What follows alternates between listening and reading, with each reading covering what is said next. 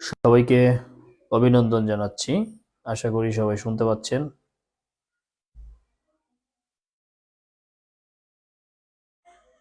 সবাইকে অভিনন্দন জানাচ্ছি।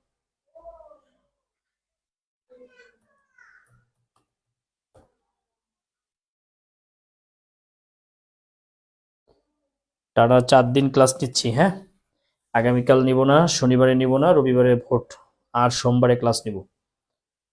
কেমন আছেন সবাই? স্যার অনেক ঠান্ডা আজও। হ্যাঁ, ঠান্ডা আছে। চেষ্টা করতেছি যে নিব না, শনিবারে নিব না, এলাকায় যাব তো। কেমন? ওকে, শুরু করি আমরা। কোনো ইয়েতে না যেই, সোজা সাপটা শুরু করে দিই। সেটা হচ্ছে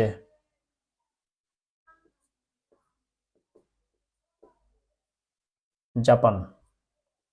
আমাদের অনেক বেশি কাছের রাষ্ট্র, মানে কাছের বলতে বন্ধু রাষ্ট্র জাপান। এটা হচ্ছে পৃথিবীর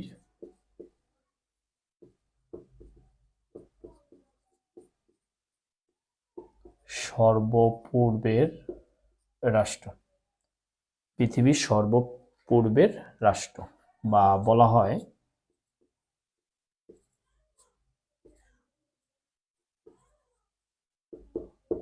সূর্যোদয়ের রাষ্ট্র। মানে সূর্য আসলে জাপানে উদয় হয় না, এটা বলা হয় মাত্র যে সূর্য উদয়ের দেশ। আসলে সূর্য উদয়ও হয় না, অস্তও যায় না, সূর্য উঠেই আছে। এই জাস্ট, মানে যেহেতু সূর্য পূর্ব দিকে ওঠে, আর জাপান সবচেয়ে পূর্বের রাষ্ট্র, এই কারণেই মনে হয় আমাদের কাছে যে জাপান সূর্য উদয়ের রাষ্ট্র। ওকে, আচ্ছা, আমরা জাপান নিয়ে যে কথাগুলো আমরা একটু লিখব সেটা হচ্ছে, জাপানের রাজধানী হচ্ছে টোকিও, এটা আমরা জানি। টোকিও, জাপানের রাজধানী হচ্ছে টোকিও, লিখেন।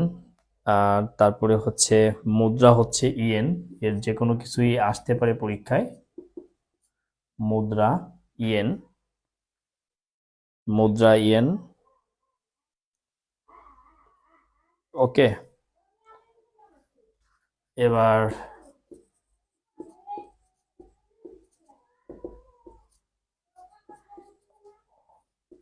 আইনসভা হচ্ছে ডায়েট। আইনসভা হচ্ছে ডায়েট।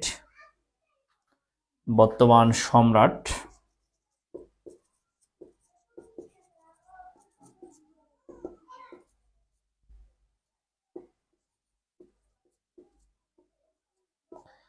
নারুহিতো।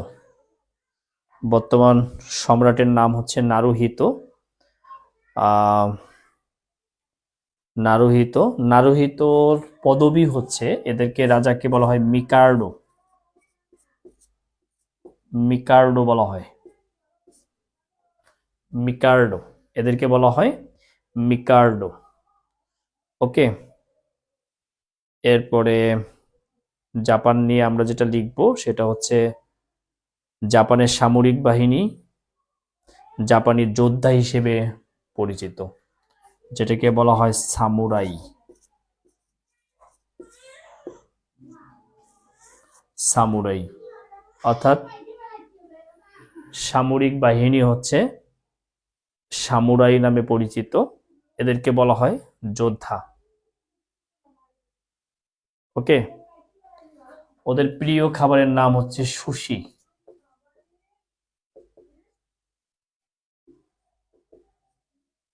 ও সাশিমি। সুশি ও সাশিমি। সাশিমি একটা দন্ত স দেন, সাশিমি।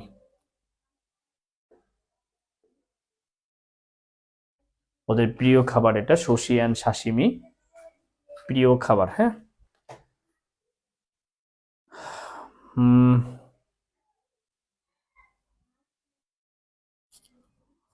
জাপান লিখে ফেলেন। এরপরে লিখবেন অরিগামি। অরিগামি আসতে পারে যে অরিগামি কি? অরিগামি সবাই লিখেন অরিগামি, যেটা হচ্ছে জাপানি ঐতিহ্য। একটা কাগজের মানে ভাঁজ আকারে এটাকে বানানো হয়, যেটাকে অরিগামি বলা হয়, যেটা একটা মানে কাগজ দিয়ে যেমন আমরা নৌকা বানাই, তারপরে পুতুল বানাই, নানানটা বানাই না কাগজ দিয়ে, ওরকম কাগজ দিয়ে বানায়। এটা হচ্ছে ওদের ঐতিহ্য, এটার নাম অরিগামি। অর্থাৎ পরীক্ষায় এমসিকিউ যদি অরিগামি আসে তাহলে কি এটা? জাপানি ঐতিহ্য। শেষ, জাপানি ঐতিহ্য। আমরা উত্তর কোরিয়া দক্ষিণ কোরিয়া নিয়ে তেমন কিছু পড়ার নাই, আর আমরা কোরীয় যুদ্ধের মধ্যে মোটামুটি তথ্য জানবো, উত্তর কোরিয়া এবং দক্ষিণ কোরিয়া। কিন্তু উত্তর কোরিয়ার যেটা রাজধানী হচ্ছে পিয়ং ইয়ং, এটাই ইম্পর্টেন্ট, পিয়ং ইয়ং। এরপরে হচ্ছে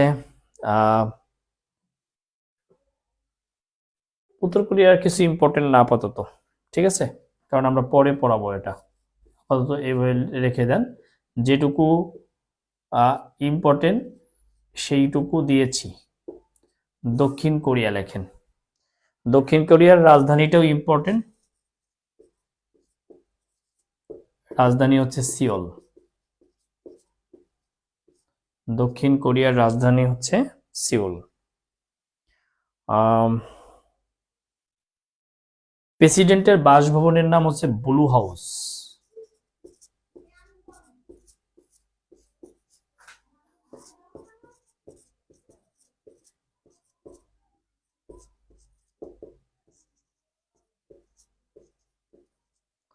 প্রেসিডেন্টের বাসভবনের নাম হচ্ছে ব্লু হাউস।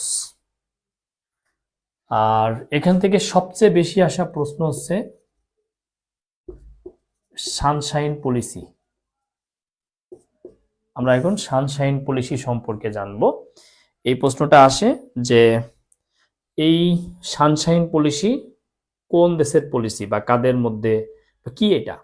এটা মূলত উত্তর কোরিয়া এবং দক্ষিণ কোরিয়ার মধ্যে যে উত্তেজনাপূর্ণ অবস্থা বা উত্তপ্ত অবস্থা, এটা প্রশমনের জন্য একটি পলিসি গ্রহণ করা হয়, যেটা ইতিহাসে সানশাইন পলিসি নামে পরিচিত। এইটার মূলত প্রবক্তা হচ্ছে দক্ষিণ কোরিয়ার প্রেসিডেন্ট কিম দায়ে জং। প্রবক্তা কিম দায়ে জং, উনি হচ্ছেন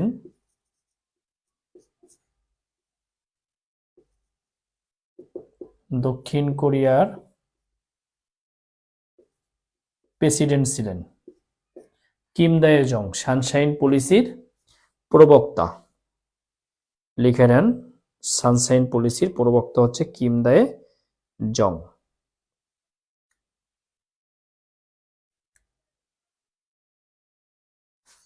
ওকে,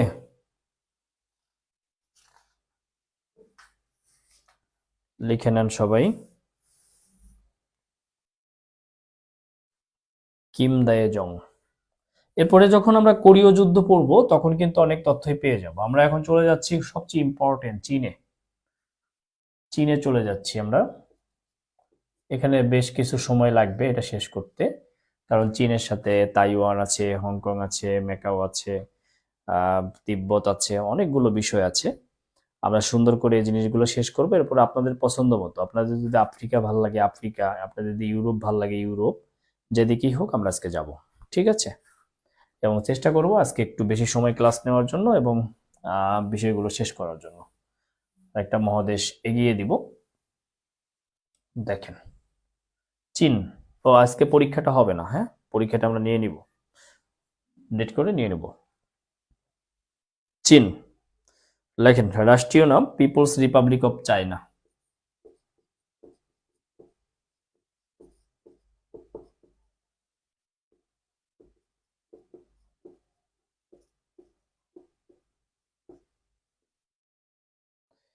রাষ্ট্রীয় নাম পিপলস রিপাবলিক অফ চায়না। লেখেন সমাজতান্ত্রিক রাষ্ট্র। মানে রাষ্ট্রের ধরন।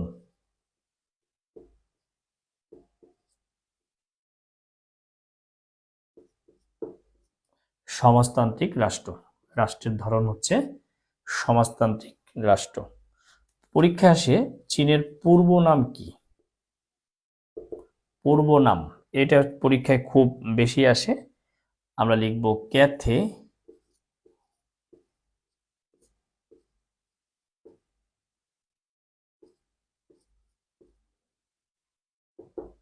মাঞ্চুরিয়া, ক্যাথে বা মাঞ্চুরিয়া, এটা হচ্ছে পূর্ব নাম। এরপর লেখেন রাজধানী বেইজিং, তবে বাণিজ্যিক রাজধানী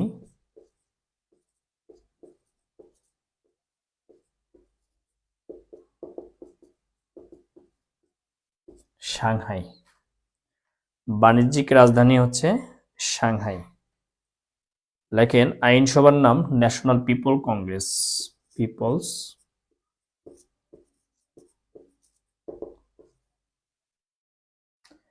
ন্যাশনাল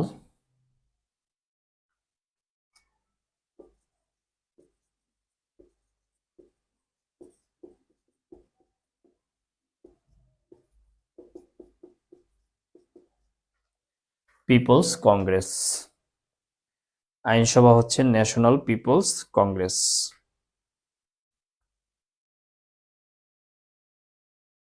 লেখেন প্রথম প্রধানমন্ত্রী।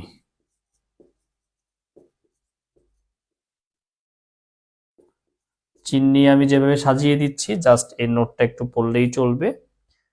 লেখেন চৌ এন লাই,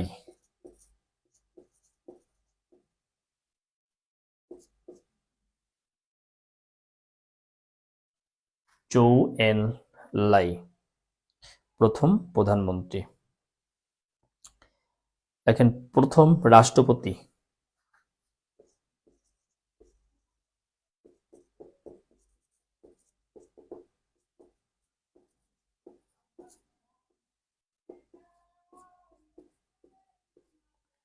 সান ইয়াত সেন, সান ইয়াত সেন প্রথম রাষ্ট্রপতি। এবং এই প্রথম রাষ্ট্রপতি সান ইয়াত সেন হচ্ছেন আধুনিক চীনের জনক। আমরা এখানে ভুলে মাও সেতুং দিতেও পারি, হ্যাঁ, কিন্তু এই ভুল করা যাবে না, কারণ আধুনিক চীনের জনক হচ্ছেন এই সান ইয়াত সেন। আধুনিক চীনের জনক হচ্ছে সান ইয়াত সেন, আধুনিক চীনের জনক। যদি বলে যে গণচীনের প্রতিষ্ঠাতা কে, তাইলে আবার আপনার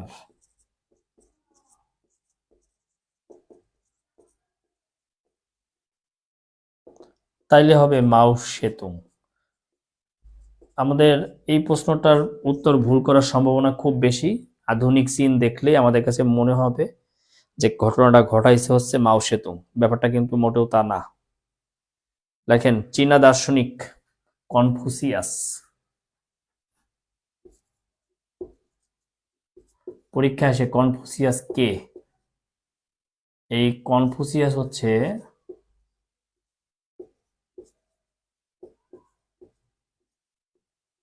চীনা দার্শনিক।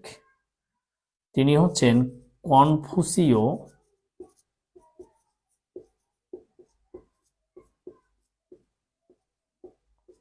তত্ত্বের প্রবক্তা, কনফুসীয় তত্ত্বের প্রবক্তা, লিখে রাখেন, লিখেন সবাই, লিখেন চীনের সংখ্যাগরিষ্ঠ জনগোষ্ঠী,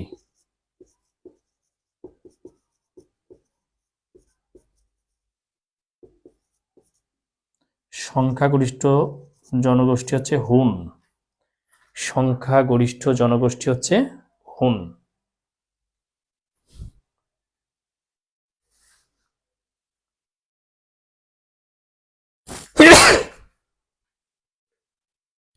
ওকে।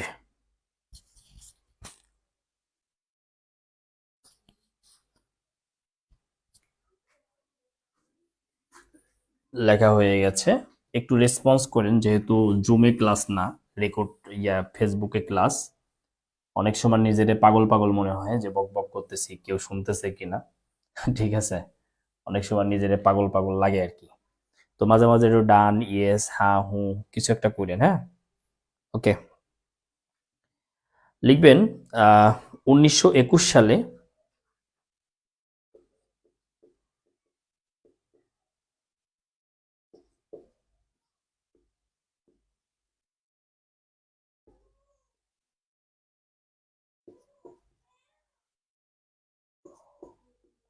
1921 সালে চীনা কমিউনিস্ট পার্টি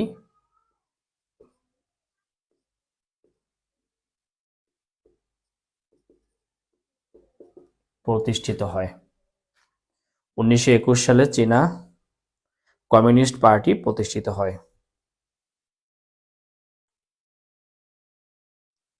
লেখেন, প্রতিষ্ঠা করেন মাও সেতুং। প্রতিষ্ঠা করেন মাও সেতুং। চীনা কমিউনিস্ট পার্টি প্রতিষ্ঠিত করেন মাও সেতুং।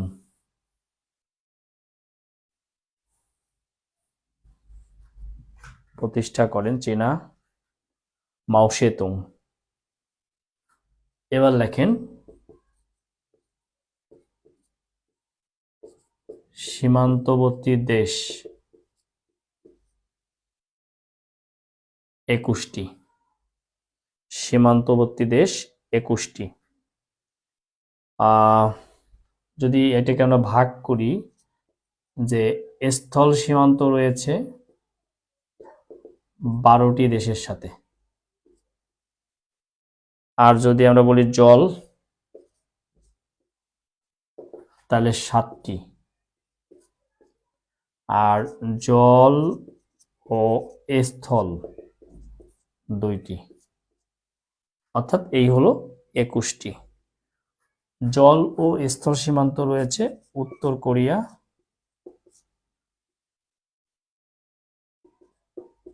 ভিয়েতনাম। এগুলো জানতে হবে যে ভিয়েতনাম কোথায়, আপনাকে মানচিত্রে দেখতে হবে। ভিয়েতনাম থেকে প্রায়ই প্রশ্ন আসে, এগুলো কিন্তু না জানলে হবে না। উত্তর কোরিয়া ও ভিয়েতনাম। অর্থাৎ এখানে একটা কথা আমরা অনেক সময় ভুল করি বা ভুল ভাবি, সে জায়গাটা আমাদেরকে ক্লিয়ার হতে হবে। সেটা হলো, এখানে একটা নোট লিখে রাখেন। নোট, চীন ও রাশিয়া 14টি প্রতিবেশী রাষ্ট্র দ্বারা 14টি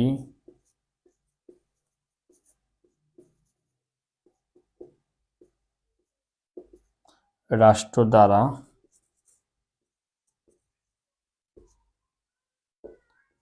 পরিবেষ্টিত। খেয়াল করেন, চীন ও রাশিয়া 14টি প্রতিবেশী রাষ্ট্র দ্বারা পরিবেষ্টিত।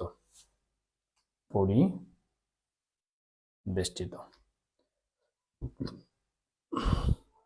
14টি প্রতিবেশী রাষ্ট্র দ্বারা পরিবেষ্টিত, অর্থাৎ এটার সীমান্তের সাথে 14টা রাষ্ট্রের রয়েছে, পুরো টোটালি এই 14টা রাষ্ট্র দ্বারা পরিবেষ্টিত।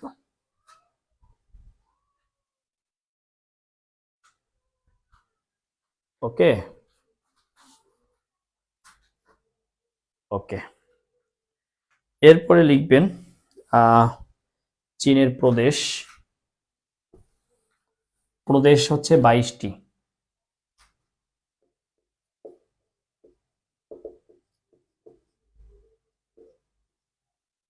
প্রদেশ 22টি। এরপরে লিখবেন স্বায়ত্তশাসিত বিশেষ অঞ্চল।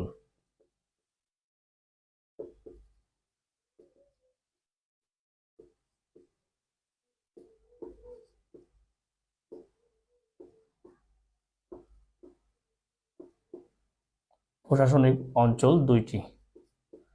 এটা আপনারা জানেন, একটা হচ্ছে হংকং আর একটা হচ্ছে ম্যাকাও। এটা হলো স্বায়ত্তশাসিত বিশেষ প্রশাসনিক অঞ্চল। কিন্তু যদি বলা হয় স্বায়ত্তশাসিত অঞ্চল, তাইলে আবার উত্তর হবে 5টা। অর্থাৎ পাশে লিখে রাখেন স্বায়ত্তশাসিত অঞ্চল 5টা, কিন্তু স্বায়ত্তশাসিত বিশেষ প্রশাসনিক অঞ্চল হচ্ছে 2টা।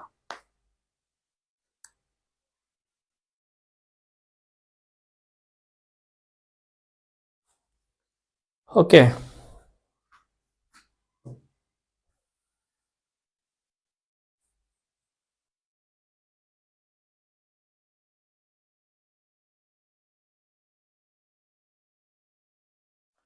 লেখেন তিব্বত। এখন ভেজালের মধ্যে ঢুকলাম, হ্যাঁ, যেগুলো দেখেন রাজধানী লাসা, তিব্বত হলো নিষিদ্ধ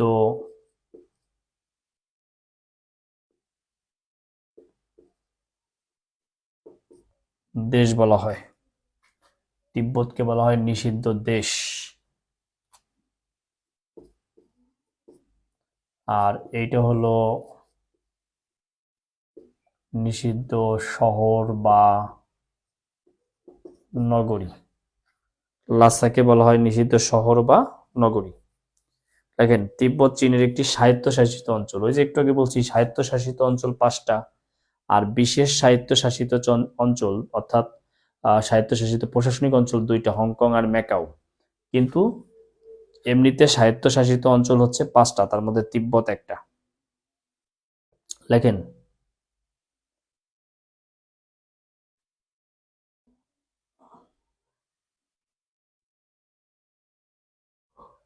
1951 সালে তিব্বতের উপর 1951 সালে চীন তিব্বতের উপর পূর্ণ সার্বভৌমত্ব অর্জন করে। 1951 সালে চীন তিব্বতের উপর পূর্ণ স্বায়ত্তশাসন অর্জন করে, অর্থাৎ সার্বভৌমত্ব প্রতিষ্ঠা করতে সফল হয়। তিব্বতের প্রধানকে বলা হয় দালাই লামা।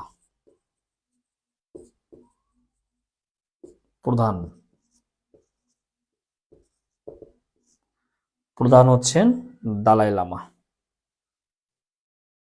তিব্বতের পর আমরা চলে যাব হংকংয়ে। হংকং,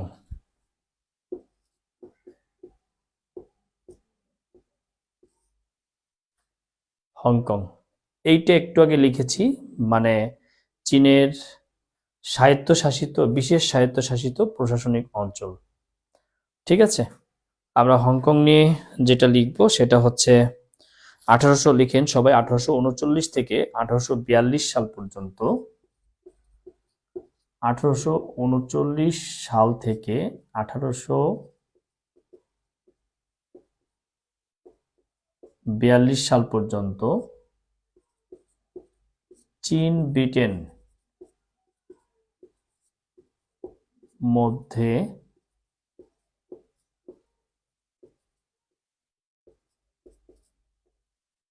আফিম যুদ্ধ হয়।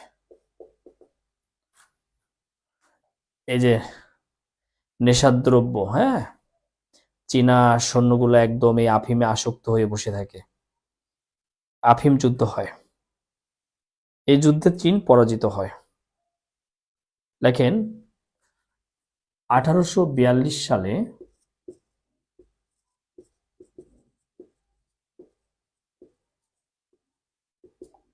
নানকিং চুক্তি হয়। 1842 সালে কি হয়? নানকিং চুক্তি হয়। এই চুক্তির মাধ্যমে 1898 সালে চীন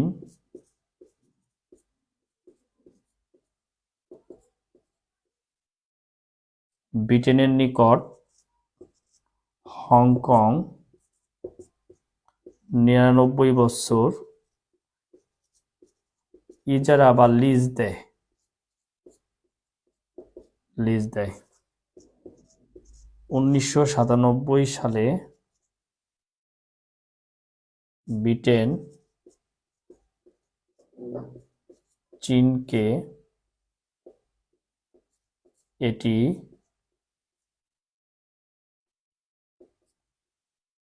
ফেরত দেয়। ব্রিটেন চীনকে এটি ফেরত দেয়। দেখেন 2047 সাল পর্যন্ত এটি চীনের অধীনে থাকবে। 2047 সাল পর্যন্ত এটি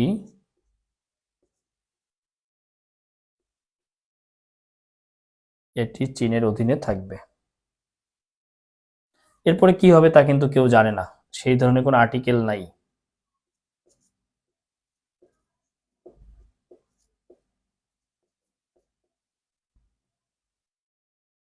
অধীনে থাকবে, চীনের অধীনে থাকবে। 1997 সালে ব্রিটেন চীনকে এটি ফেরত দেয়। 2047 সাল পর্যন্ত এটি চীনের অধীনে থাকবে। আর এই হংকং, এখানে এক দেশ দুই নীতি, মূলত এই হংকং এবং ম্যাকাওয়ের জন্যই চীনের দ্বৈত অর্থনীতি চালু রয়েছে। তাহলে এই হংকং এবং ম্যাকাওয়ের জন্যই চীনের কি দ্বৈত অর্থনীতি চালু রয়েছে। ম্যাকাও লেখেন, ম্যাকাও সবাই লেখেন। এই হংকং এর মতোই ম্যাকাও হচ্ছে চীনের একটি বিশেষ স্বায়ত্তশাসিত অঞ্চল, যেখানে আমাদের কি বলে যে এখানে আসলে পর্তুগিজরা বাণিজ্য করতে আসছিল, করে তারা একটা সময় গিয়ে 1857 সালের দিকে গিয়ে ম্যাকাওকে একদম কলোনিতে পরিণত করে দেয়। তো কলোনিতে পড়ে গেলে 442 বছর ম্যাকাও শাসন করে পর্তুগিজরা। কত বছর? 442 বছর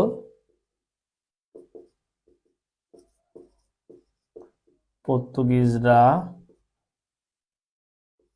শাসন করে। 1999 সালে চীনকে ফেরত দেয়। 1999 সালে চীনকে এটি ফেরত দেওয়া হয়।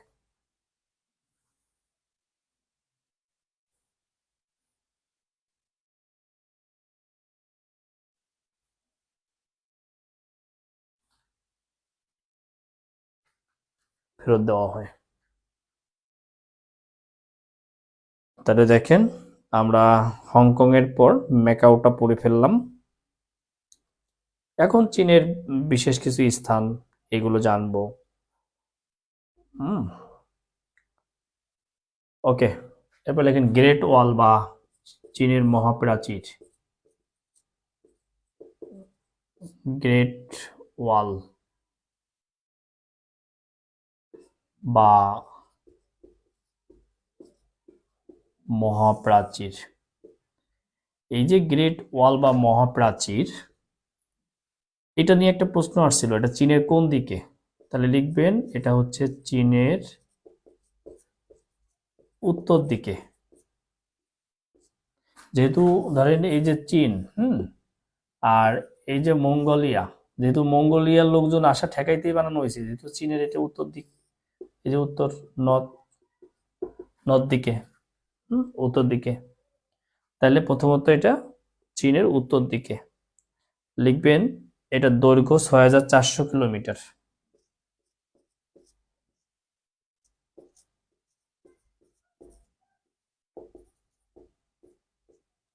বা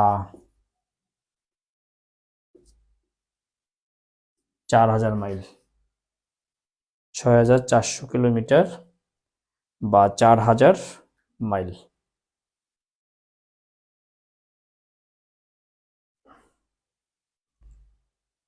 ওকে,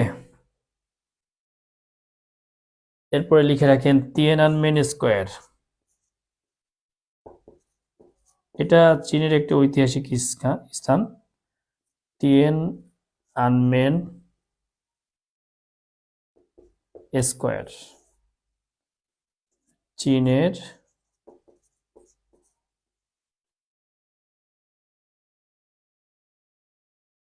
আমাদের যেমন রেসকোর্স ময়দানে যেমন 7ই মার্চের ভাষণ দেওয়া হয়, একটা ঐতিহাসিক স্থান। তিয়েনআনমেন স্কোয়ারে চীনা কমিউনিস্ট প্রধান মাও সেতুং এখানে দাঁড়িয়ে চীনা কমিউনিজমের ঘোষণা দেয় এবং 1989 সালে এখানে ছাত্র হত্যা করা হয়। এই জন্য তিয়েনএনমেন স্কোয়ার অনেক গুরুত্বপূর্ণ। কিছু লাগবে না, তিয়েনএনমেন স্কোয়ার কোথায়? এখানেই চীনা কমিউনিজমের ঘোষণা দেওয়া হয়, বুঝতে পারছেন? এই তিয়েনএনমেন স্কোয়ারে দাঁড়িয়েই। আচ্ছা, একটা বিষয় আমরা একটু স্কিপ করে ফেলেছি, সেটা হচ্ছে তাইওয়ান। তাইওয়ান মূলত হচ্ছে চীন প্রজাতন্ত্র। মূলত দেখবেন এটা যদি চীন হয় তাহলে এটা হলো তাইওয়ান। তাইওয়ান মূলত এই যে মাও সেতুংয়ের ভাইরা কাইশেক, যেটা রাজতন্ত্র ছিল, এরা আসলে এই যে রাজতন্ত্র প্রতিষ্ঠা করার আগে যুদ্ধ হয় এবং জাতিসংঘের কিন্তু পার্মানেন্ট মেম্বার ছিল হচ্ছে তাইওয়ান। যুদ্ধ হয়, এই যুদ্ধে কাইশেকরা হেরে যায়, হেরে গিয়ে তাইওয়ান দ্বীপে গিয়ে পলায়ন করে চলে যায়, বিতাড়িত হয়। মাও সেতুংরা দেশ দখলে নেয়, আর এরপর আস্তে আস্তে তাইওয়ানে আবার বসে কাইশেকরাই কিন্তু আবার আন্দোলন বেগবান করার চেষ্টা করে। একটা পর্যায়ে 1971 সালে চীন, মানে মাও সেতুং নেতৃত্বাধীন চীন বা গণচীন ভেটো দেওয়া, মানে প্রদান করে জাতিসংঘে গিয়ে তাইওয়ানের সার্বভৌমত্ব নিয়ে। তখন তাইওয়ান সার্বভৌমত্ব হারায় এবং তাইওয়ান চীনের অধীনস্থ হয়। লিখবেন রাজধানী তাইপে। তাইওয়ান নিয়ে ঝামেলা আছে, ক্রাইসিসের মধ্যে আরো কিছু আলোচনা করব। আর এখানে একটা প্রণালী আছে, আসতে পারে কোন প্রণালী দ্বারা পৃথক, লিখে রাখেন ফরমোজা।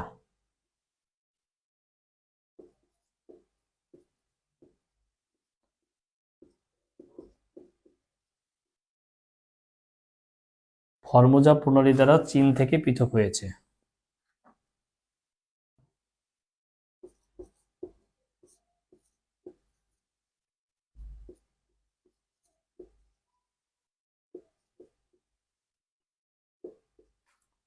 ফরমোজা প্রণালী দ্বারা চীন থেকে এটি পৃথক হয়েছে। ওকে, আর একটা গুরুত্বপূর্ণ বিষয় আছে, সেটা হচ্ছে উইঘুর। একবার পরীক্ষা আসলো উইঘুর কি, তাহলে উইঘুর কি? এটি হচ্ছে চীনের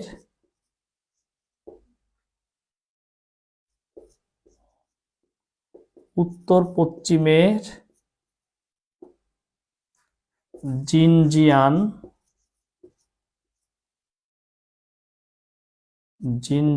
প্রদেশের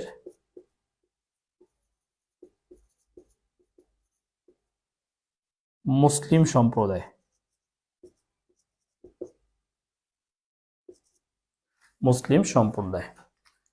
জিনজিয়ান প্রদেশের মুসলিম সম্প্রদায়। ওকে, চীনের উত্তর পশ্চিমের জিনজিয়ান প্রদেশের মুসলিম সম্প্রদায়। আসলে উইঘুর কি, আপনি এই উত্তরটা করে দিতে পারেন। এর মধ্য দিয়েই আমাদের শেষ হলো। মঙ্গোলিয়া নিয়ে তেমন কিছু পড়ার নেই। এর মধ্য দিয়েই এশিয়া মহাদেশ আমাদের শেষ হলো। তবে মনে রাখবেন, ক্রাইসিসের উপরে একটা ক্লাস দেব, তখন কিন্তু এশিয়াই সর্বাধিক ক্রাইসিস আছে, তখন কিন্তু আরেকবার করে টাচ পাবেন আর কি। এবার আপনাদেরকে একটু জাগিয়ে তোলার চেষ্টা করি। রাত হচ্ছে, আপনার ঝিম ধরছে, ঘুম পাচ্ছে হয়তোবা। দেখি আফ্রিকা, ইউরোপ, আমেরিকা, ওশেনিয়া, একটু কমেন্টস করবো কার কোনটা পছন্দ, কোনটা পড়তে চান এই মুহূর্তে। দেখতে চাই কার কোনটা পছন্দ। একটা পড়লেই হয়, কিন্তু কার কোনটা পছন্দ দেখতে চাই। কে কোনটা পড়তে চান? নেটে প্রবলেম, ব্লার হয়ে গেছে, ঠিক করে দিচ্ছি।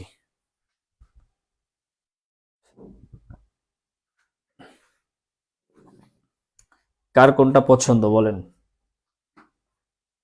ইউরোপ, দুইজন লিখছে ইউরোপ। আপনারা কোনো পোস্ট করলে দেখছি, একটা পোস্ট করছেন মাহফুজ, প্রলয় স্যার জিকে নামে একটা গ্রুপ আছে আমার 25,000 মেম্বারের, ওখানে একটু করে অ্যাপ্রুভ করে দিব, ঠিক আছে? একেবারে জীবন্ত ক্লাস। আচ্ছা, জীবন্ত ক্লাস। ওকে, এবার আসেন, আমি খুব স্লো ক্লাস যাচ্ছি কারণ এমনিতেই মহাদেশ পড়াটা একটু বোরিং।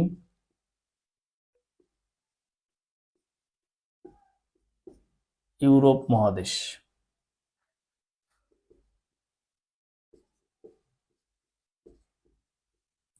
স্বাধীন দেশ 48টি,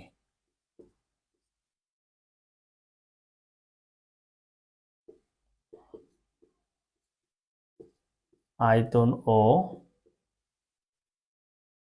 জনসংখ্যায় বৃহত্তম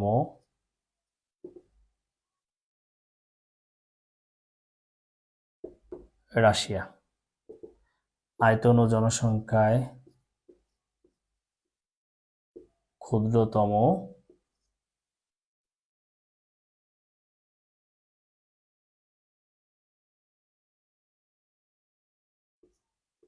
ভ্যাটিকান সিটি।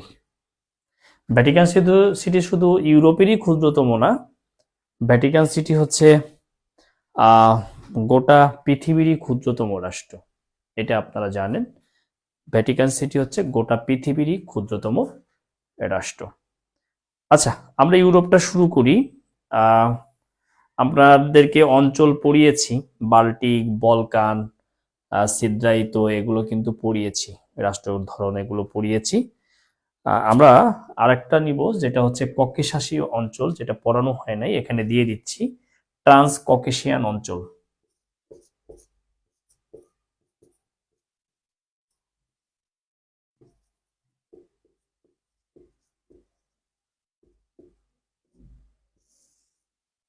ট্রান্স ককেশিয়ান অঞ্চল, এটা হলো 3টা দেশকে বলা হয়, জর্জিয়া, আর্মেনিয়া,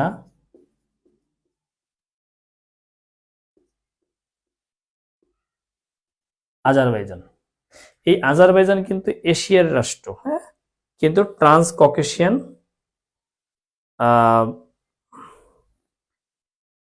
অঞ্চলের রাষ্ট্র বলা হয় এই 3টাকে। আবার যদি এর মধ্যে দক্ষিণ ওশেটিয়াকেও ধরা হয়, যদিও দক্ষিণ ওশেটিয়া কোনো স্বাধীন রাষ্ট্র না, দক্ষিণ ওশেটিয়া নামক একটি পরাধীন বা স্বায়ত্তশাসিত অঞ্চল আছে, এইটাকেও কিন্তু ধরা হয় ওশেটিয়া। ওকে,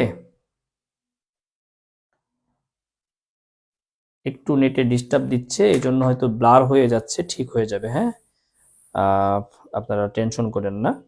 আমরা এখন সবচেয়ে বড় রাষ্ট্র পড়ব, সবচেয়ে বড় বলতে সবচেয়ে শক্তিশালী, যারা সারা পৃথিবীকে দিয়েছে বাস, এখন বসে বসে খাস সেই বাস, তার নাম কি? যুক্তরাজ্য।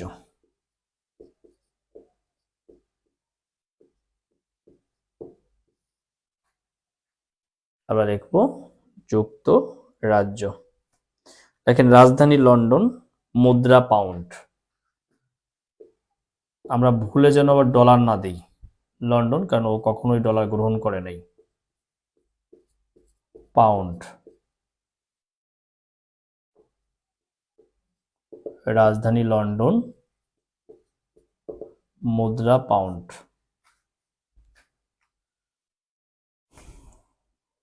লেখেন আইনসভা,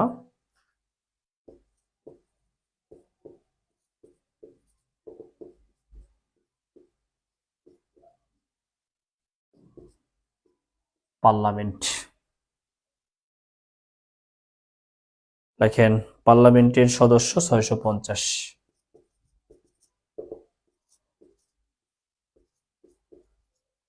650 জন, জয়ের জন্য লাগে 326, অর্থাৎ 326টি আসন লাগে জয়ের জন্য। সরকার গঠন করতে হলে লাগে 326টি, 326টি আসন লাগে। লিখবেন যুক্তরাষ্ট্রের সংবিধান অলিখিত সংবিধান, যুক্তরাজ্যের সংবিধান অলিখিত সংবিধান। মানে ওদের সংবিধান, মানে যেটা অলিখিত, কিন্তু ওরা যেটা লেখা আছে ওদের সংবিধানকে নিয়ে, সেটা হচ্ছে দ্য কিং ক্যান নো, দেখেন the king can do no wrong, can do no wrong, অর্থাৎ রাজা কখনোই ভুল করতে পারে না। এটা ওদের সংবিধানে লেখা আছে, the king can do no wrong, রাজা কখনোই ভুল করতে পারে না।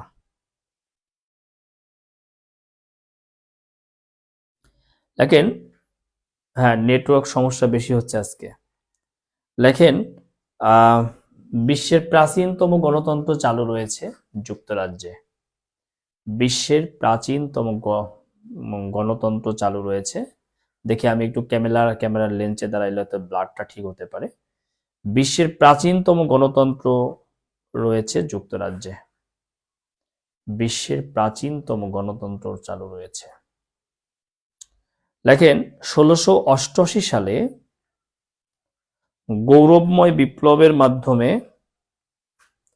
1688 সালে গৌরবময় বিপ্লবের মাধ্যমে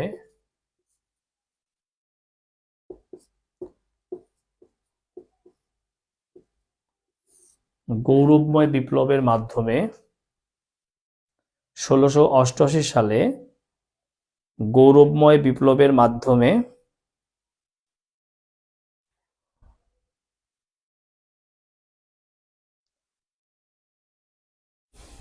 রাজতন্ত্রের মানে নিরঙ্কুশ রাজতন্ত্রের পরিবর্তে সংসদীয় গণতন্ত্র প্রবর্তিত হয়। অর্থাৎ এই যে রাজতন্ত্র চালু রয়েছে, এই রাজতন্ত্রের পাশাপাশি সংসদীয় গণতন্ত্র চালু হয়।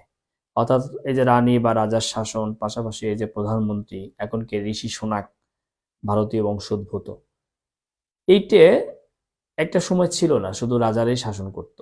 তাহলে সংসদীয় গণতন্ত্র দরকার জনগণের জন্য। তখন একটা বিপ্লব হয়, যে বিপ্লবটার নাম হচ্ছে গৌরবময় বিপ্লব। নেটের খুব সমস্যা হচ্ছে গো, খুব সমস্যা হচ্ছে।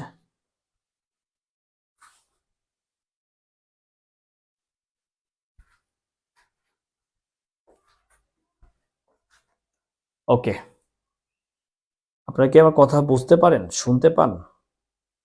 মানে বেঁধে বেঁধে যাচ্ছে না তো? একটু বলেন তো শুনতে পান কিনা ঠিক মতন আমার কথাগুলো।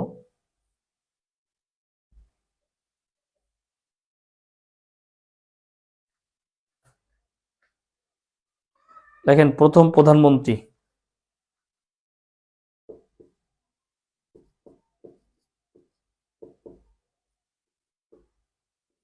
রবার্ট ওয়ালপল।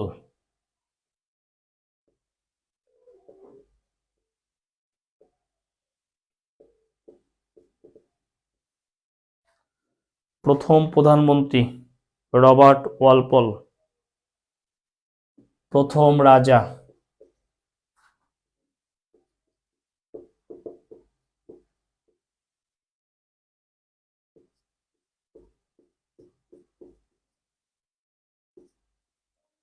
Alfred the great.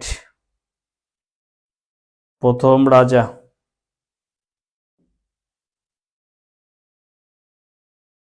লেখেন, গ্রেট ব্রিটেন হয় 1707 সালে।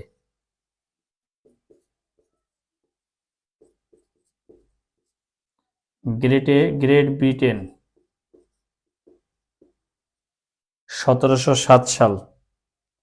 আর যুক্তরাজ্য হয় 1801 সালে।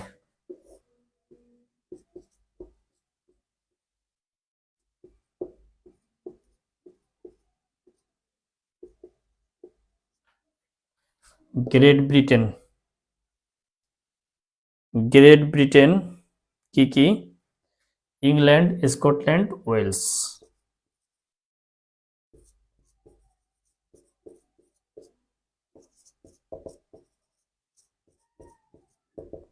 ইংল্যান্ড, স্কটল্যান্ড,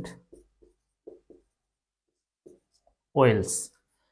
এইটার সাথে যখন আমরা উত্তর আয়ারল্যান্ড যোগ করব, তখন হবে যুক্তরাজ্য।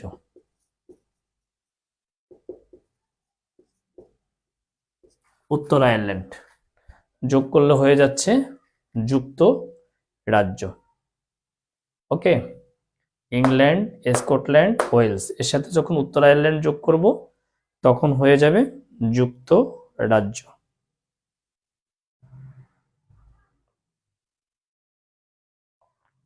ওকে, এরপরে আসেন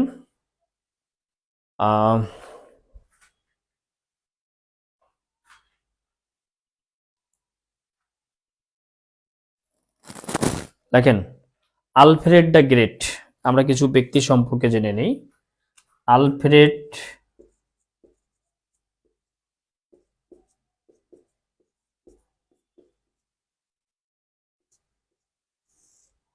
আলফ্রেড দ্য গ্রেট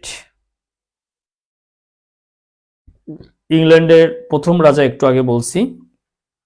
যেমন নৈতিকতা, মূল্যবোধ, সুশাসনের মধ্যে আসতে পারে যে কোন রাজাকে আইনের শাসক বলা হয়। আইনের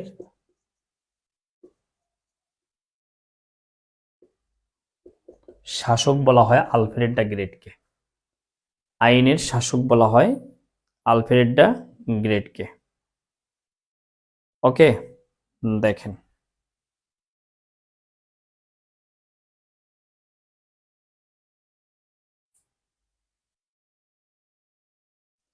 এরপরে প্রায়ই একটা প্রশ্ন আসে যে ট্রাফালগার স্কয়ার কোথায়। এটা এখন আমাদের মুখস্থ হয়ে গেছে, তাই না? আস্তে আস্তে বিসিএস সহ বিভিন্ন পরীক্ষা, আবার আমার বইয়ে দেখবেন বিভিন্ন স্কয়ার এক জায়গায় দেওয়া আছে। কিন্তু যদি ভবিষ্যতে আসে যে ট্রাফালগার স্কয়ার নামকরণ করেন কে, তাহলে কি উত্তর দিবেন? এই ট্রাফালগার স্কয়ার নামকরণ করেন, দেখেন আমি খুব ভেতর থেকে পড়ানোর চেষ্টা করি। রাজা তৃতীয় চার্লস। রাজা তৃতীয় চার্লস। আলফ্রেডটা রাজা তৃতীয় জর্জ, সরি, আরে তৃতীয় চার্লস না, জর্জ। ইনি হচ্ছেন ট্রাফালগার স্কয়ার নামকরণ করেন। ট্রাফালগার স্কয়ার নামকরণ করেন রাজা তৃতীয় জর্জ।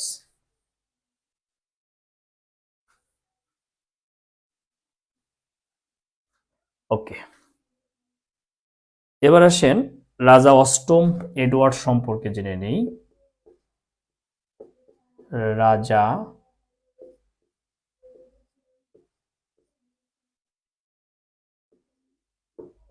রাজা অষ্টম এডওয়ার্ড, ইনি একজন আমেরিকান বিধবাকে বিয়ে করছিল। এই কারণে হচ্ছে রাজমহলে এটা মেনে নেয়নি। এই কারণে এই বিধবাকে ত্যাগ না করে তিনি সিংহাসন ত্যাগ করেন। অর্থাৎ কোন রাজা ব্রিটেনের সিংহাসন ত্যাগ করেন বিধবাকে বিবাহ করার জন্য? রাজা অষ্টম এডওয়ার্ড। এটা হলো প্রেম, ভালোবাসা, বুঝেন? একদম এক বিধবাকে বিয়ে করার কারণে যখন সবাই এটা মেনে নিল না, এই মহিলাকে যখন মেনে নিল না, তখন সে সিংহাসন ত্যাগ করলো, মহিলাকে ত্যাগ করলো না। এই মহিলা হচ্ছে, বিধবা মহিলা হচ্ছে আমেরিকান, তার নাম ওয়ালিস সিম্পসন।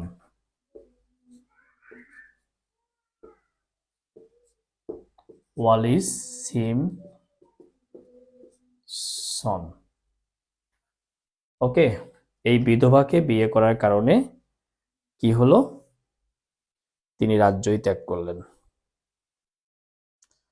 লেখেন, চিরকুমারী বা ভার্জিন কুইন বলা হয় কাকে? চিরকুমারী বা ভার্জিন কুইন বলা হয় কাকে?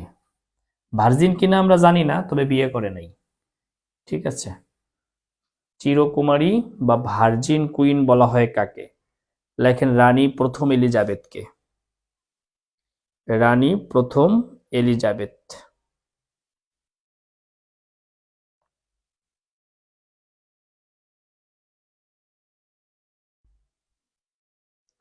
রানী প্রথম এলিজাবেথকে বলা হয় ভার্জিন কুইন বা চিরকুমারী।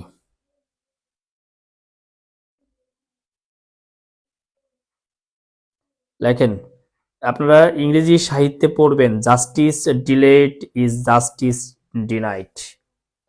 বলেন তো কার উক্তি এটা? লেখেন একটু। জাস্টিস ডিলেড, সবাই লেখেন। Is justice denied.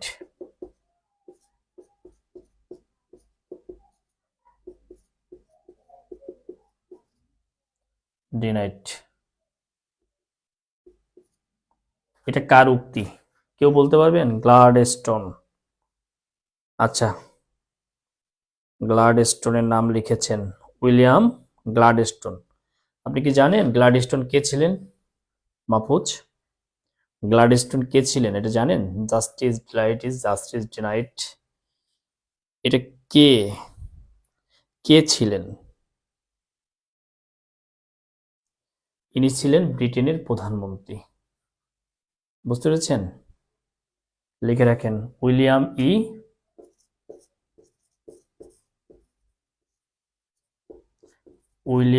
ই গ্লাডস্টোন। ইনি ছিলেন ব্রিটেনের প্রধানমন্ত্রী। এনাকে বলা হয়, আচ্ছা লিখে রাখেন, ব্রিটেনের প্রধানমন্ত্রী ছিলেন, 2 বছর ছিলেন আর কি। তাকে গ্র্যান্ড ওল্ড ম্যান বলা হয়, ব্রিটেনের গ্র্যান্ড ওল্ড ম্যান বলা হয়। দ্বিতীয় বিশ্বযুদ্ধের সময় ব্রিটেনের প্রধানমন্ত্রী ছিলেন উইনস্টন চার্চিল।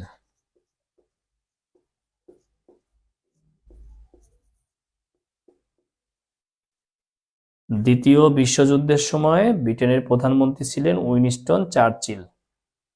তিনি রাজনীতিবিদ হয়েও সাহিত্যে নোবেল পুরস্কার লাভ করেন 1953 সালে দ্য সেকেন্ড ওয়ার্ল্ড ওয়ার এই রচনার জন্য। দ্য সেকেন্ড ওয়ার্ল্ড ওয়ার, সেকেন্ডটা বানান করে লেখেন, সেকেন্ড ওয়ার্ল্ড ওয়ার, এটা হচ্ছে উইনস্টন চার্চিল লেখেন দ্বিতীয় বিশ্বযুদ্ধে। তিনি 6 খণ্ডের এই গ্রন্থ লেখেন। এই গ্রন্থ লেখার কারণে 1953 সালে তিনি সাহিত্যে নোবেল পুরস্কার লাভ করেন। লিখবেন ব্রিটেনের প্রথম নারী প্রধানমন্ত্রী। ব্রিটেনের প্রথম নারী প্রধানমন্ত্রী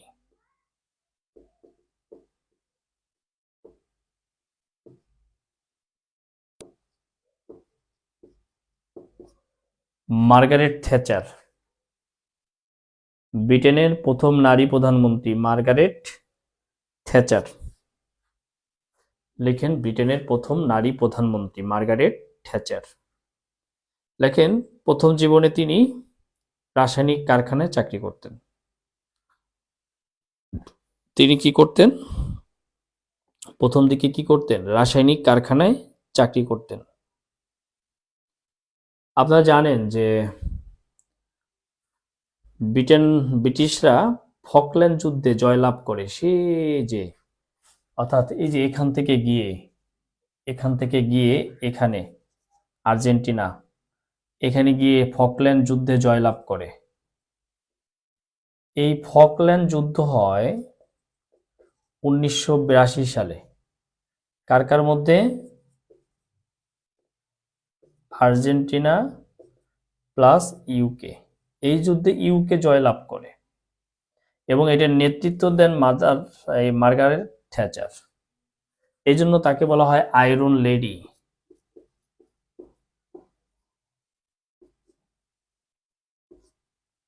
আয়রন লেডি বলা হয় তাকে, মার্গারেট থ্যাচারকে আয়রন লেডি বলা হয়।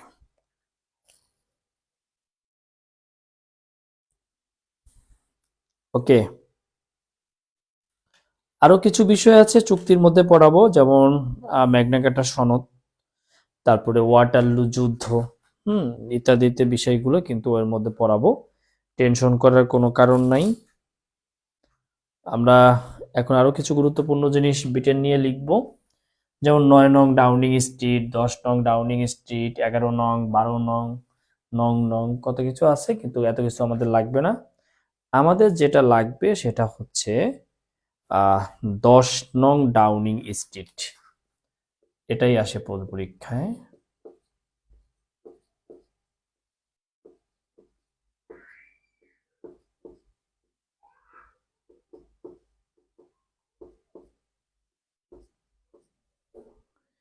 দশ নং ডাউনিং স্ট্রিট এটা হচ্ছে ব্রিটিশ প্রধানমন্ত্রীর সরকারি বাসভবন ও কার্যালয়। ব্রিটিশ প্রধানমন্ত্রীর সরকারি বাসভবন ও কার্যালয়।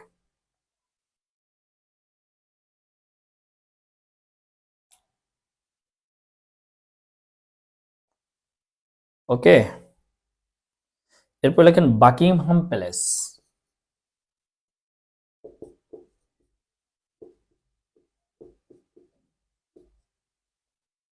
বাকিংহাম প্যালেস লেখেন লন্ডনে অবস্থিত ব্রিটিশ রাজপরিবারের বাসভবন। এটা হচ্ছে কোথায়? লন্ডনে। ব্রিটিশ রাজপরিবারের বাসভবন, রাজপরিবারের বাসভবন। এরপরে মালবোরো হাউস। মালবোরো হাউস অবশ্যই সবাই চিনেন, নাম শুনেছেন। কমনওয়েলথের কার্যালয় যেটা লন্ডনে অবস্থিত, লিখে রাখেন কমনওয়েলথের কার্যালয় যেটা লন্ডনে অবস্থিত। ওকে, লেখেন পল মল একটা বিখ্যাত সড়ক। পল মল লন্ডনের একটা বিখ্যাত সড়ক। এটা ওয়েস্টমিনিস্টার সিটিতে একটা বিখ্যাত সড়ক হচ্ছে পল মল। লেখেন গ্রিনিস পড়াবো ভূগোলের মধ্যে, গ্রিনিসের মধ্যে পড়াবো না। লেখেন বাংলা টাউন।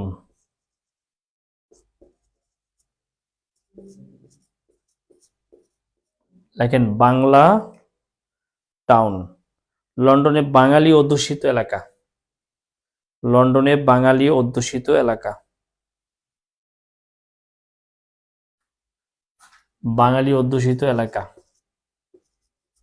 বুশ হাউস দেখে এবার মার্কিন যুক্তরাষ্ট্র ভাবেন না। বুশ হাউস হচ্ছে বিবিসির সাবেক কার্যালয়। বিবিসি বন্ধ হয়ে গেছে, হ্যাঁ। লন্ডনে অবস্থিত বিবিসির সাবেক কার্যালয়। এরপর ইম্পর্টেন্ট হলো ল্যাঙ্কাশায়ার। প্রায় প্রতি বছরই বিসিএস পরীক্ষায় এই জায়গা থেকে কিন্তু একটা প্রশ্ন আসতেছে। ল্যাঙ্কাশায়ার। ল্যাঙ্কাশায়ার হচ্ছে যুক্তরাজ্যের প্রধান বস্ত্র শিল্প অঞ্চল। প্রধান বস্ত্র শিল্প অঞ্চল। এরপর লিখবেন সিটি অফ লিটারেচার।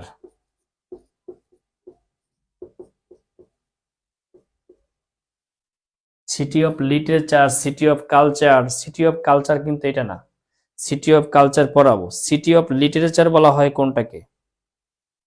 ইংল্যান্ডের এডিনবার্গ শহরকে বলা হয় সিটি অফ লিটারেচার। এডিনবার্গ। ইংল্যান্ডের এডিনবার্গকে বলা হয় city of literature. Okay, city of literature বলা হয় এডেনবার্গকে। আমরা চলে যাব ইতালিতে, চলে যাই চলেন।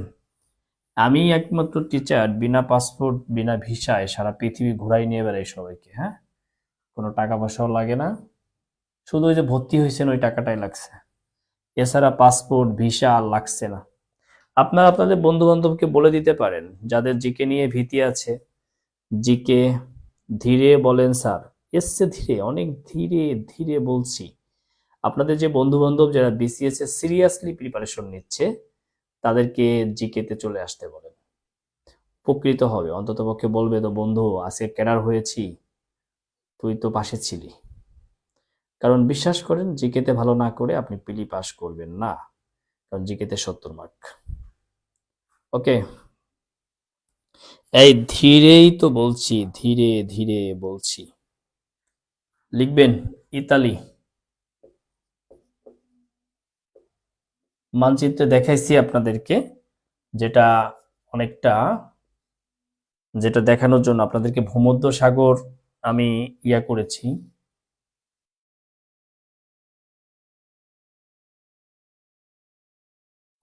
এই হচ্ছে ইতালি। এটা একটা নাক দিয়ে ফেলছি, মানুষ মানুষ লাগতেছে। এই হলো ইতালি।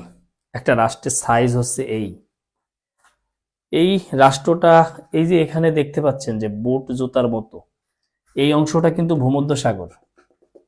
ভূমধ্য সাগর পুরোটাই বুট জুতার মতো। তাইলে আমরা যে ইতালি পড়ছি, এই ইতালি দেখতে হচ্ছে বুট জুতার মতো, যেটা যে অংশটা হচ্ছে ভূমধ্য সাগরের দিকে বর্ধিত। ওকে, লেখেন রাজধানী হচ্ছে রোম। ইতালির রাজধানী হচ্ছে রোম। মুদ্রা হচ্ছে ইউরো। রাজধানী রোম, মুদ্রা হচ্ছে ইউরো। ইউরো। ইতালি পড়তে গেলেই যেটা চলে আসে সেটা হচ্ছে রেনেসা।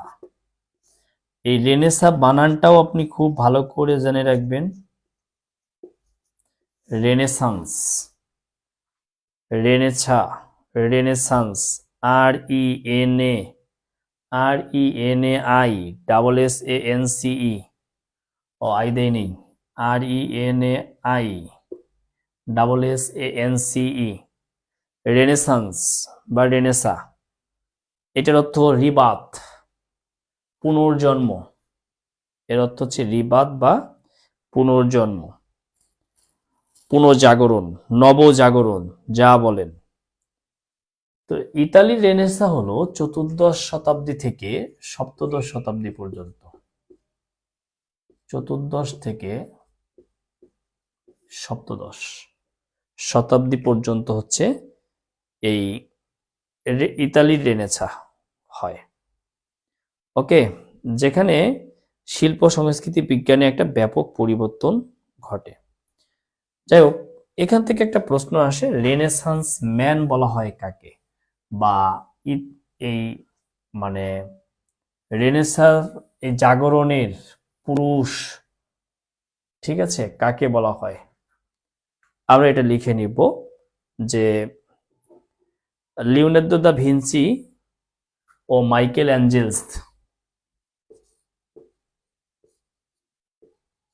তাহলে একই সাথে আমরা জানতে পারলাম Leonardo da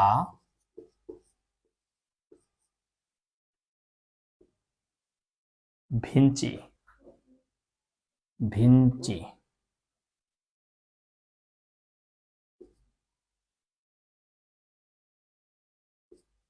Vinci, Leonardo da Vinci.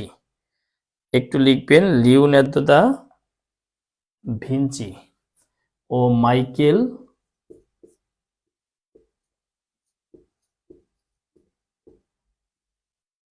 Angel, Michael Angel, Leonardo da Vinci ও মাইকেল অ্যাঞ্জেল, এদেরকে বলা হয় রেনেসান্স ম্যান, বা এই যে ইতালির নবজাগরণের পুরুষ, প্রবক্তা, যাই বলেন। অর্থাৎ এই যে রেনেসান্স এই শব্দটি এদের কাছ থেকেই আসছে। রেনেসান্স এই শব্দগুলো এদের হাত ধরেই কিন্তু আসছে। আমরা লিখব স্পেন। ইতালি শেষ, ইতালি আবার বিশ্বযুদ্ধের মধ্যে পাবেন।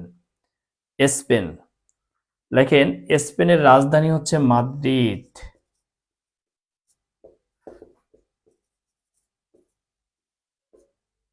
স্পেনের রাজধানী হচ্ছে মাদ্রিদ। লেখেন মুদ্রা হচ্ছে ইউরো, ইউরো লিখতে হবে না। লেখেন গৃহযুদ্ধ হয় 1936 সালে। গৃহযুদ্ধ স্পেনে, গৃহযুদ্ধ হয় 1936 সালে। স্পেনের যে সমস্যাটা আছে সেটা হলো কাতালোনিয়া। এই কাতালোনিয়া হচ্ছে স্বাধীন হয় হয় ভাব, এমন সময় স্পেন থামাই দিছে এই কাতালোনিয়ার স্বাধীনতা। তাহলে প্রথম কথা হচ্ছে এই কাতালোনিয়া হচ্ছে এর রাজধানী হচ্ছে, চিনবেন, শুনলেই ভাল লাগে, এর রাজধানী হচ্ছে বার্সেলোনা। অর্থাৎ এই কাতালোনিয়া হচ্ছে এদের থেকে বের হয়ে যেতে চায়। এটা হচ্ছে স্পেনের স্বশাসিত একটা অঞ্চল, স্পেনের স্বশাসিত অঞ্চল। তারা আলাদা হওয়ার জন্য গণভোটের আয়োজন করছে, সেখানে 92+% ভোট পায়। কিন্তু পরক্ষণেই স্পেন হচ্ছে তৎকালীন গভর্নরকে সরিয়ে, যে তাকে নিয়ে বন্দি করে সরিয়ে অন্য একজন তাদের পছন্দ মতো গভর্নর বসিয়ে দিচ্ছে।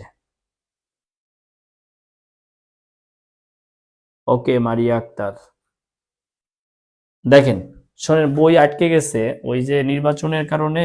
যারা বই পাইছেন প্রথম দিন, যাদেরকে বই পাঠাইছি তারা হয়তো বা পেয়ে গেছেন, কে কে পেয়েছেন জানি না, কিন্তু নির্বাচনের কারণে বই আটকে গেছে। মানে রবিবারের পরে স্যার আর বই পৌঁছাবেন আপনার কাছে, বুঝতে পেরেছেন? অর্থাৎ আগামী সপ্তাহে বইগুলো পাবেন। নির্বাচনের কারণে আর দিতে পারি নাই, ওটা দিয়েছি বাট পাবেন না। হুম, নির্বাচনের আগে আপনাদেরকে চেষ্টা করতেছি আমি, মানে নাও যেতে পারি।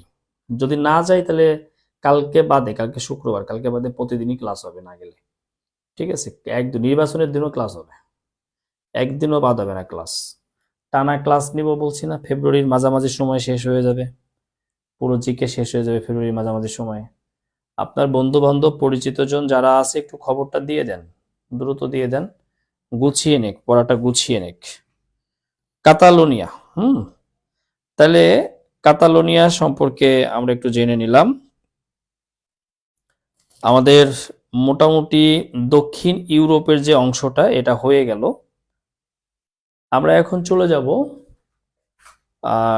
রাশিয়ায় ঢোকা কি ঠিক হবে এখন? আচ্ছা, রাশিয়া বাদে একটু অন্য দিকে যাই, আমরা পশ্চিম ইউরোপ থেকে একটু ঘুরে আসি, কারণ এক রাশিয়ায় ঢুকলে অনেক টাইম লাগবে, তো না যাই একটু একটু, মানে শেষ হইলে ভাল লাগে তাই না? কিছু কিছু যেগুলো শেষ হয়ে যাবে দ্রুত, যেমন অস্ট্রিয়া। আবার ইউরোপ কিন্তু আপনারা যুদ্ধের মধ্যে বেশ পাবেন। অস্ট্রিয়ার রাজধানী ভিয়েনা, এইটা খুব গুরুত্বপূর্ণ, যেটাকে বলা হয় ইউরোপের প্রবেশদ্বার। ইউরোপের প্রবেশদ্বার, এটা কিন্তু বেশ ইম্পর্টেন্ট। হ্যাঁ, সরকার প্রধানকে বলা হয় চ্যান্সেলর।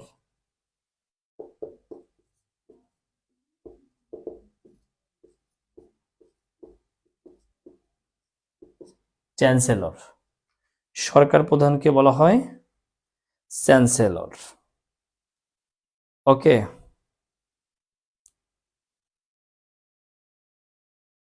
সবাই লিখতে পারেন। আমরা একটু ছোট ছোট রাষ্ট্রগুলো যেগুলো একটু লেস ইম্পর্টেন্ট সেগুলো একটু শেষ করি, এরপরে যদি সুযোগ পাই রাশিয়া শেষ করব, না হলে গত দিনের মতো চীনের মতো রেখে চলে যাব, ঠিক আছে? এরপরে আমরা লিখব, এটা হয়ে গেছে, অস্ট্রিয়া হয়ে গেছে। এরপরে হচ্ছে সুইজারল্যান্ড। সুইজারল্যান্ড, সুইজারল্যান্ডের পূর্ব নামটা পরীক্ষায় আসে, হেলভেটিয়া।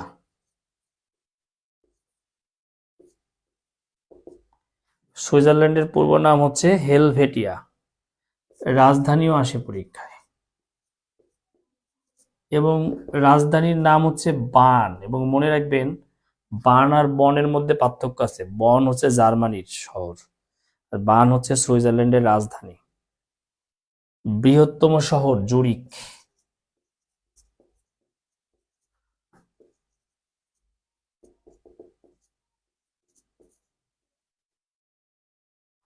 বৃহত্তম শহর হচ্ছে জুরিক। ওকে, এবার আসেন আমরা চলে যাই একটু বড় রাষ্ট্র, সেটা হচ্ছে ফ্রান্সে চলে যাই। ফ্রান্স আর জার্মানি, না জার্মানিতে চলে যাই। ফ্রান্স আর জার্মানি পড়লে অনেক কিছু আগায় যাবে আমাদের। হ্যাঁ, আবার ফ্রান্স, জার্মানি, ব্রিটেন, রাশিয়া, আসলে এগুলো তো প্রথম বিশ্বযুদ্ধ পাবো, দ্বিতীয় বিশ্বযুদ্ধে পাবো, যেমন রুশ সাম্রাজ্য নিয়ে আমরা বিস্তারিত পড়বো না, এই পর্বে পড়বো না, কারণ আমরা ওগুলো হচ্ছে ইতিহাসের মধ্যে বেশ পড়াবো আমি, 2 ক্লাসে অনেকখানি দিব আপনাকে। লেখেন জার্মানি। জার্মানির রাজধানী হচ্ছে বার্লিন। আর মুদ্রা তো ইউরো, এটা তো জানার কথা সবার। বার্লিন, জার্মানির রাজধানী হচ্ছে বার্লিন। লেখেন আইনসভা।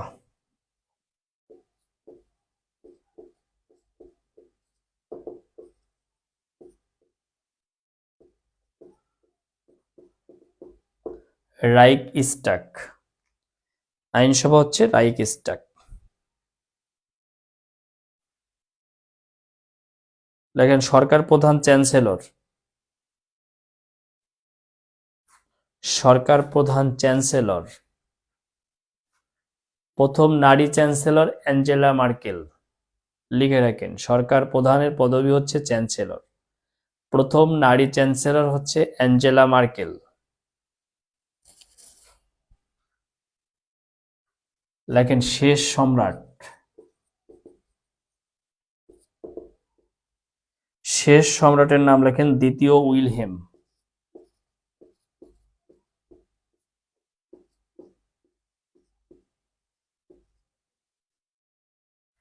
দ্বিতীয় উইলহেম। লেখেন আধুনিক জার্মানির প্রতিষ্ঠাতা।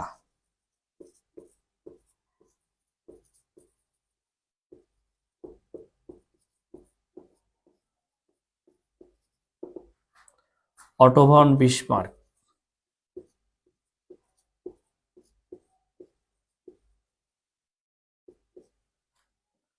আধুনিক জার্মানির প্রতিষ্ঠাতা অটো ভন বিসমার্ক।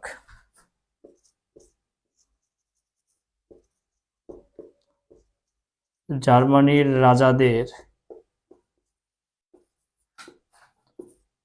পদবি ছিল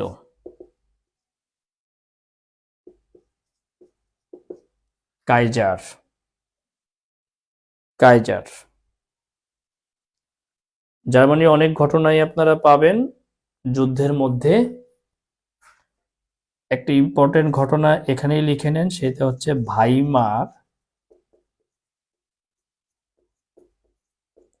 প্রজাতন্ত্র। ভাইমার প্রজাতন্ত্র।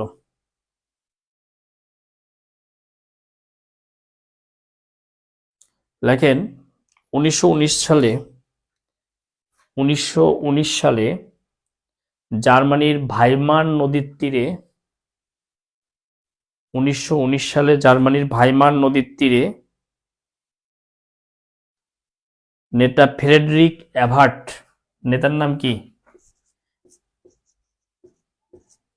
ফ্রেডরিক অ্যাভার্ট।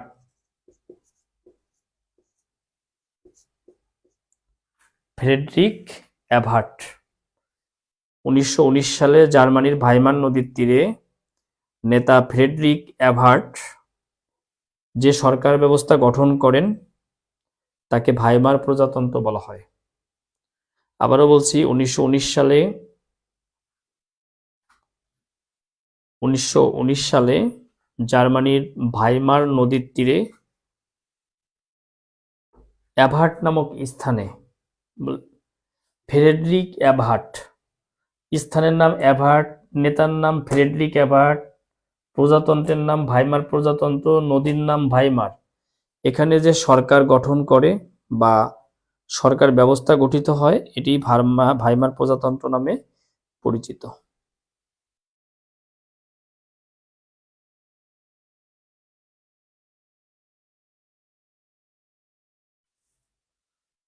লিখছেন সবাই?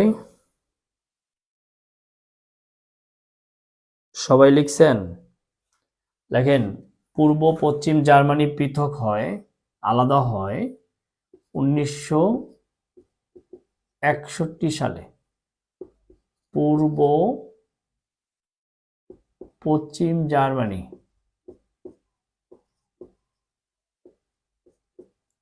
পৃথক হয় 1961 সালে। পূর্ব পশ্চিম জার্মানি পৃথক হয় 1961 61 সালে। এটা আবার এক হয়ে যায় 1990 সালে 3 অক্টোবর। 1990 সালে 3 অক্টোবর। 1990 সালে 3 অক্টোবর তারা দুই জার্মানি কি হয়, একত্রিত হয়। 61 সালে কি হয়, পৃথক হয়ে যায়। আরো যুদ্ধের মধ্যে অনেক কিছু পাবেন জার্মানি নিয়ে। আজকে উপস্থিত কম কেন? সবাই কি ইয়েতে গেছে, মিছিলে গেছে? আজকে লাস্ট মিছিল তো, মিছিলে মনে হয় গেছে সবাই, না? নাকি ঘটনা কি? আর হয় না যে যেদিন দেখছি 500 জনের ব্যাচও পড়ায়, দেখছি যে 200 জন থাকে, অর্ধেক থাকে। ঠিক আছে, যতজন তার মধ্যে অর্ধেক জন থাকে, বাকিরা যে কি করে ভর্তি হওয়ার পর কোথায় হারায় যায়, এগুলো না কিচ্ছু বুঝি না। ভর্তি হয়, টাকাও দেয়, কিন্তু খুঁজে পাওয়া যায় না। Like in France.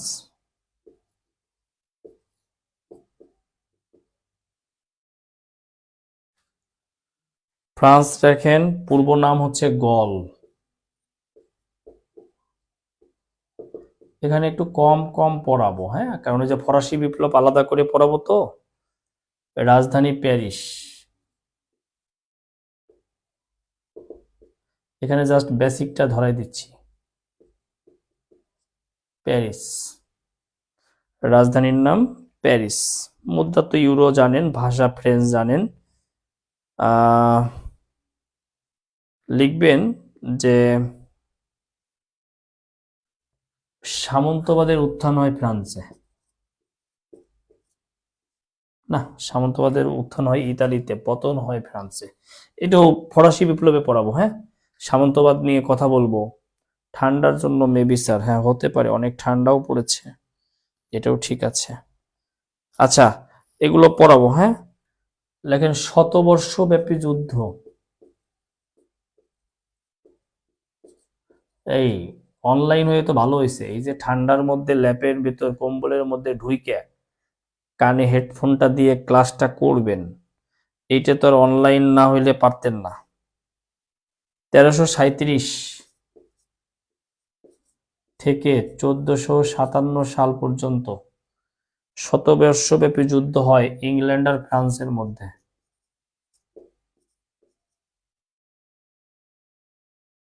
ইংল্যান্ড আর ফ্রান্সের মধ্যে এই যুদ্ধ হয়। যুদ্ধের কারণ ছিল ইংল্যান্ডের রাজা তৃতীয় এডওয়ার্ড ফ্রান্সের সিংহাসন দাবি করলে, অর্থাৎ তৃতীয় এডওয়ার্ড যে ছিল ইংল্যান্ডের রাজা, সে ফ্রান্সের সিংহাসন দাবি করে। হ্যাঁ, সময় গেলে আফসোস, সময় গেলে সাধন হবে না রে ভাই, এগুলো এখন বুঝবে না কেউ। যাই হোক, হয় কি, ওই অনলাইনে একটু কম টাকায় ভর্তি হওয়া যায় তো, 5 জায়গায় 10 জায়গায় ভর্তি হয়। আসলে কাজের কাজ এক জায়গায় হয় না, লাইভ দেখে সু হো ফুং পাং পুং পাং দেখে ভর্তি হয়ে, হ্যাঁ, পরে আর ক্লাস করে না। এগুলো দিয়ে হয় না। হয় কি, আপনি যেমন স্টুডেন্টই হন না কেন, আবার আপনি যত ভালো টিচারের কাছেই পড়েন না কেন, আবার যত যত ভালো প্রতিষ্ঠানেই পড়েন না কেন, বেলা শেষে কি লাগবে জানেন? আউটলাইন। ধরেন আপনি বিসিএস এর প্রস্তুতি নিচ্ছেন, 10টা সাবজেক্টের একটা গোছানো নোট লাগবে আপনার। যে যে টপিক থেকে পরীক্ষায় প্রশ্ন আসে সেই টপিকগুলো সুন্দর করে আপনার আহ, ক্ষমতার মধ্যে, ক্যাপাসিটির মধ্যে, ক্যাপাবিলিটির মধ্যে, মস্তিষ্কের মধ্যে একদম চমৎকার ভাবে এগুলোকে সাজাতে হবে, যেন ওখান থেকে প্রশ্ন আসলে ভুল না হয়। দেখবেন কিছু স্টুডেন্ট ও পিলি ফেল করে না, পিলি দিলেই পাস, ওর পিলির প্রস্তুতি লাগে না। কিছু আছে পিলি পাস করে রিটেন করে না, কিছু আছে পিলিও পাস রিটেনও পাস, ওর টেনশন ভাইবা নিয়ে। কিছু আছে দেখবেন খালি চাকরি হয়, কোনটা করবে ও বুঝতেছে না। বুঝতে পেরেছেন? মানে এটা হলো অনেকটা গার্লফ্রেন্ডের মতো, যার হয় অনেকগুলো হয়, যার হয় না একটু হয় না। বুঝতে পারছেন? তো চাকরিটা এরকমই গার্লফ্রেন্ডের মতো। উম, হ্যাঁ, বয়ফ্রেন্ডের মতো বললাম না, কারণ মেয়েদের আবার অনেকগুলো বয়ফ্রেন্ড হয় না, মেয়েরা ভালো। ঠিক আছে, ছেলেরা একটু খারাপ, ছেলেদের অনেকগুলো গার্লফ্রেন্ড হয়। সো আমরা মোটামুটি ভাবে আমার প্রায় শেষ হইলে ইন্টারনেট চলে আসবে 10 মিনিট, 10 মিনিট পরে, 10 মিনিট।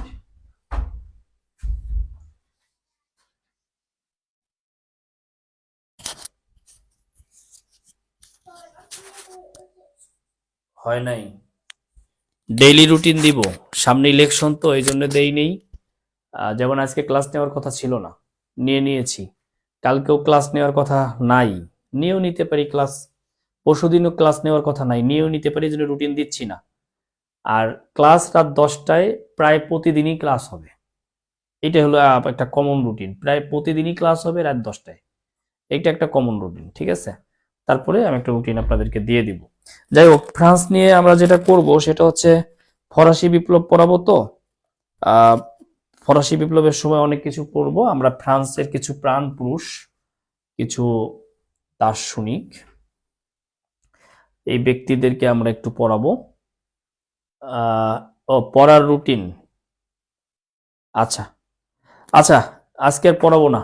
ফ্রান্স আর হচ্ছে রাশিয়া, ইউক্রেন, এই তিনটা নেক্সট ক্লাসে পড়াবো। আজকে কেমন ভালো লাগতেছে না আমার, হ্যাঁ। ফ্রান্স, রাশিয়া, ইউক্রেন, এটা পড়িয়ে আমরা আফ্রিকায় ঢুকবো, আফ্রিকা শেষ করে ফেলবো পরে ক্লাসে, কারণ আফ্রিকায় এত গুরুত্বপূর্ণ কিছু নাই, যে লাইনগুলো গুরুত্বপূর্ণ সেগুলো আমরা পড়ায় ফেলবো। ভালো থাকেন সবাই।